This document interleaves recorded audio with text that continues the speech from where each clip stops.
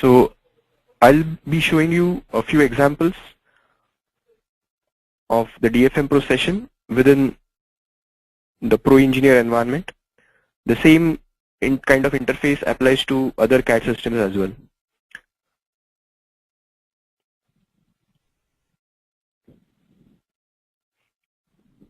As we saw earlier, we can cover various manufacturing processes, including machining, sheet metal, plastics, assembly. For the medical equipment domain, plastics, sheet metal will be the most common processes which are used.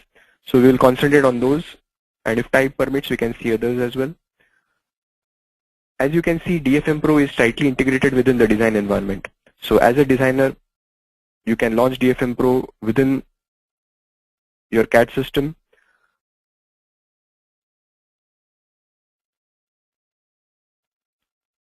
When we launch DFMPro, you can see in the input section there are two inputs which are required. First is something which we call a rule file. This rule file contains the list of best practices and manufacturing guidelines which we want to check for this particular design. The second input is the manufacturing process.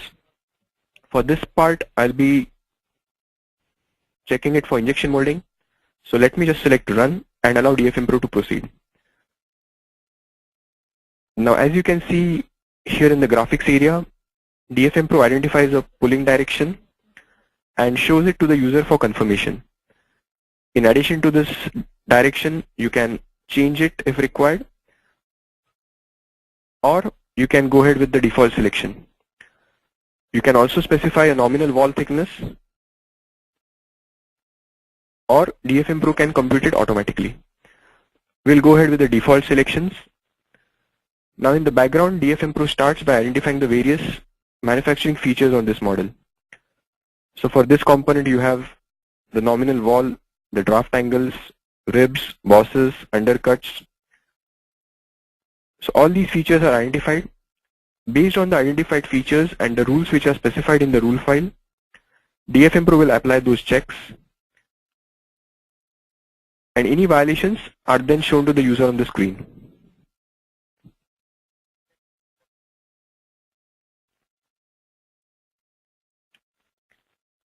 Now on the right hand side, we can see certain checks which have failed. Now these are executed based on the rule file which is selected and the appropriate rule parameters. In a short while, we'll see how we can fine-tune those parameters to suit your manufacturing requirements. When I click on the root node of a rule failure, you can see in the graphics area the corresponding instances are highlighted, and a brief message is shown at the top of the screen for the Pro E environment, which tells the user why this rule is important and what is the impact of not adhering to this rule.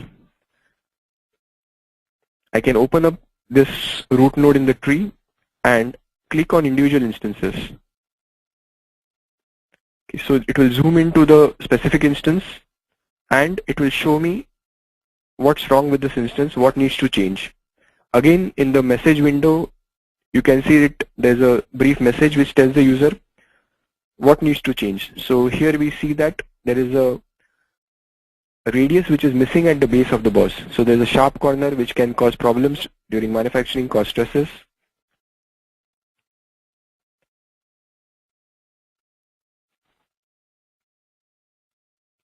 Similarly, the next rule is related to uniform wall thickness. I can click on any given instance and it will show me that region on the screen using a green arrow in the graphics area, which tells the user at which region the thickness is not appropriate and needs to change. In the message window at the top, we can see the corresponding recommendation which says that the minimum wall thickness is less than the recommended value.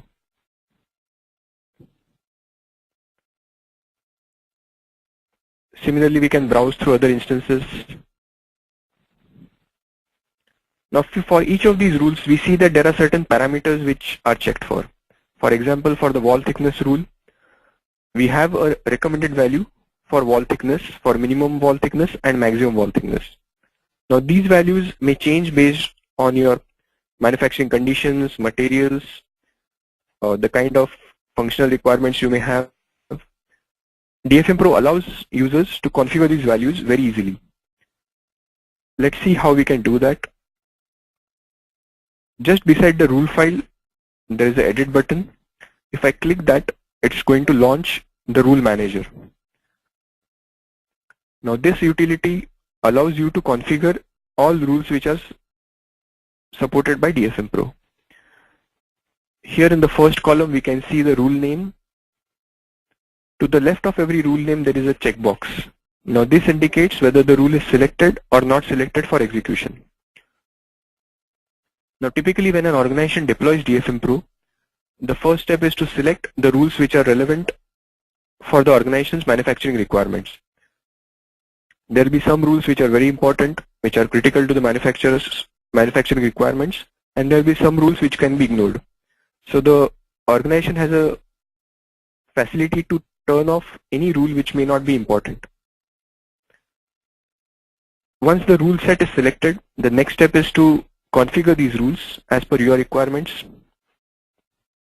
For example, the uniform wall thickness rule, I can just right click, select the configure rule option, and this is where I can specify what is the minimum and maximum wall thickness which we want to work with. Now you can either go ahead with the default recommendations or you can change it to suit your requirements. Similarly, you can configure these rule parameters for all rules which are supported by DFMPro. In addition to these rule parameters, you can also set the criticality. Now whether a rule is critical in the manufacturing process, so if it's going to have a high impact on time and cost, you would treat it as critical, and if the impact is lower, you can then lower the criticality. In addition to this, you also have the facility to launch the help file, which will take you to the corresponding rule in the help document and show you why this rule is important, what is the recommendation.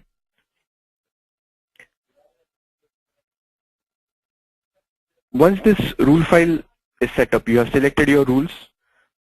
Each rule is configured, or you can use the default values. You can save the complete set as a single rule file, which is a file with a .dfm extension. Now this file can be selected for execution within DFMPro. Now if I go back to the ProEngineer environment, we can see that in the input section, there was a file called demo-proe.dfm. Now this file is the .dfm file which we are referring to.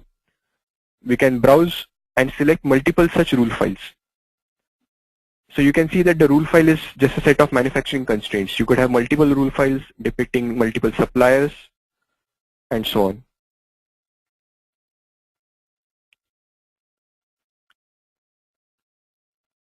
Now once you have these rules, you can execute them. Let's look at the other rules in the rule set. You have minimum draft angle check, where you can check for the adequate values of the draft angle in the part. You can check for different values on the cavity side or on the core side.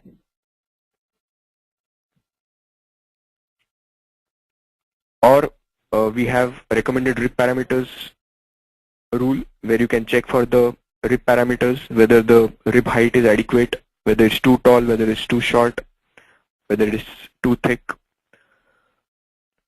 We have the mold wall thickness rule, where you can check for the clearance between various features. So in case you have features which are very close to each other, it's going to tell you that this is going to lead to a thin steel condition which can have problems during manufacturing. You can check for undercuts.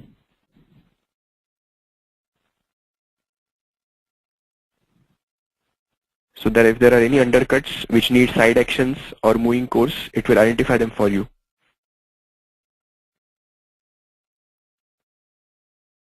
So these are some of the rules for injection molding which can be checked using DFMPro. Let's look at one sheet metal example.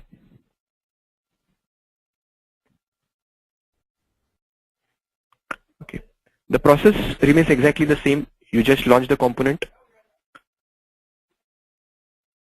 launch DFMPro, select the appropriate rule file, select the appropriate process, and execute DFMPro.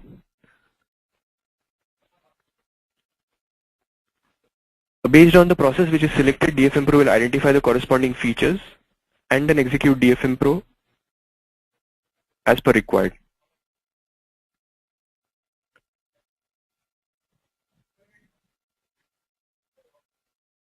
For sheet metal, the kind of features which would be identified include bends, flanges, cutouts, holes. Based on these identified features, the specified rules are executed, and then you can see such violations on the screen. Again, the interaction is exactly the same. I can click on the root node of the failure. The instances are highlighted in the graphics area. I can click on individual instances. I can right click on the instance, zoom to the particular instance, or I can right click, launch the help document.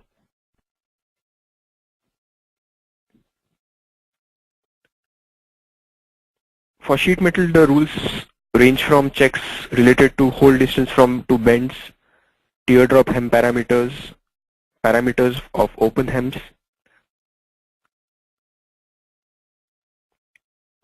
For example, you have a hem here which is having a very small radius. You can check for minimum bend radii for all the bends in this part. You can check whether the distance from cutouts to bends is adequate, or if the distance from slots to the boundary of the part is adequate or not. So all these checks can be performed with minimum configuration and at the click of a button. Typically, a designer would go through the design, reach a logical state, use the rule file, execute the checks, and then correct the design as required. Now, if as a reviewer, you would be interested to generate reports. So for doing that, we have the report generation facility. DFMPro supports 3 kinds of reports. We have the e-drawings report, which is like a 3D report. We have the XML report, which is more static in nature and which provides an excellent summary of the analysis. And we also have the Excel-based report, which is more tabular in nature. Let's look at each of these reports. The Excel-based report, as you can see, is a tabular one. You can have your own logo in the report. Then it starts with a table which shows the summary of the analysis, how many rules were checked. I can click on any individual rule and it will take me to corresponding tab which contains more information about the rule. In this specific sheet, all the instances which have failed for this rule are listed with the actual values, and then additional columns are available for tracking this failure. So you can have action items, status of the analysis, any additional remarks till you track the item to closure. So this is available for all similar rules in this list. On the other hand, the 3D report is more interactive.